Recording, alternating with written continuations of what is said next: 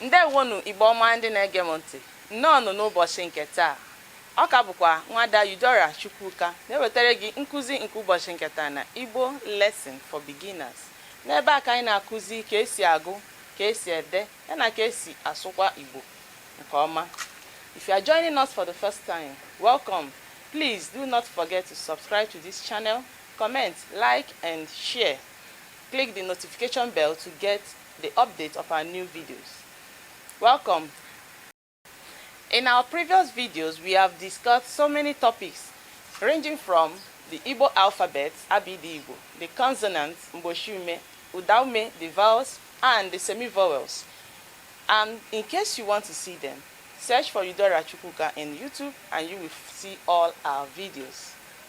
In today's lesson, we will be discussing the topic Igbo Afọ. Do you know what Igbo Afọ is? Igbo Afọ simply means Igbo calendar, the way in which our calendar, our days, months, weeks are being counted in Igbo tradition. These and many more is what we will be discussing on today's topic. Igbo Afọ bụ ihe a na-akpọ kalenda n'asụsụ Bekee.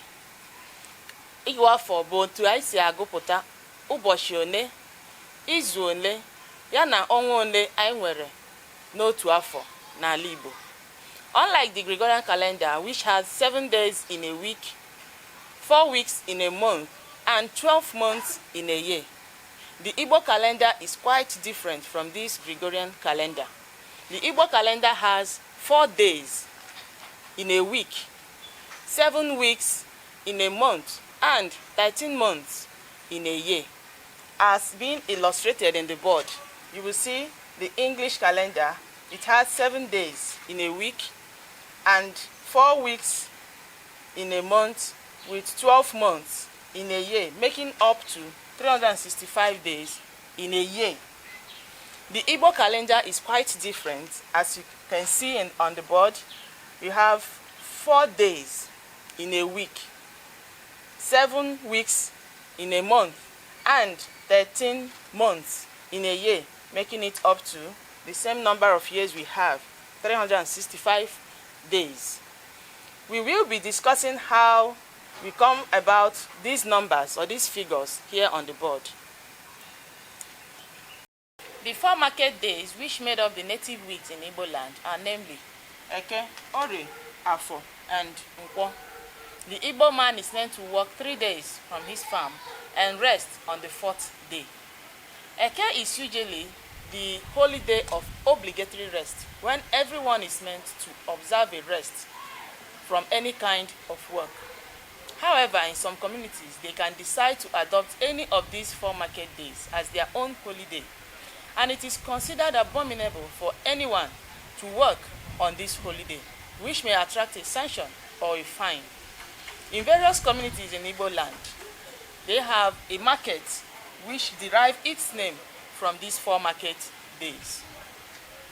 The traditional names which most people bear in Igbo land are derived from these 4 market days.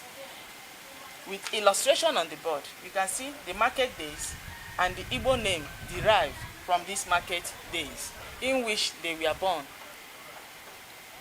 When it's a male, the person bears Okeke or Nweke according to when the person were born. If the person were born in Eke and is a man, he will answer Okeke or Nweke. When it's a woman, the person will answer Mbeke. Then when the person were born on Ori market day, if it's a male, we bear Okeoye or Nwoye. When it's female, the person bears Mbore. Then we have Afo. When it's a man, you answer Okafo or Nwafo. Then when it's a woman, Mgbafo. Then Nkwo. When it's a man, you answer Okonkwo or Nwankwo. Then female will answer Mgba Nkwo. These are the Igbo names derived from these market days we have in Igbo land. ebe a ka anyị na-abịa n'isi njedebe n'ihe ọmụmụ anyị nke ụbọchị nke taa. Anyị ji m n'aka na ịghọtara otu ihe ma ọ bụ abụọ n'ihe anyị kụziri. Anyị kọwapụtara maka ịgụ afọ, wee sị na ịgụ afọ bụ kalenda n'asụsụ Bekee. Anyị kwuru na n'Igbo na a na-enwe mkpụrụ ụbọchị 4 n'otu izu ụka, nwekwa izu 7 n'otu ọnwa, mana abịa n'ọnwa a na-enwe 13 n'otu afọ. Please, if you have not subscribed to this channel, what are you waiting for? Please subscribe, tap the notification bell to get the update of our new videos. Comment, like, and share to your friends and family.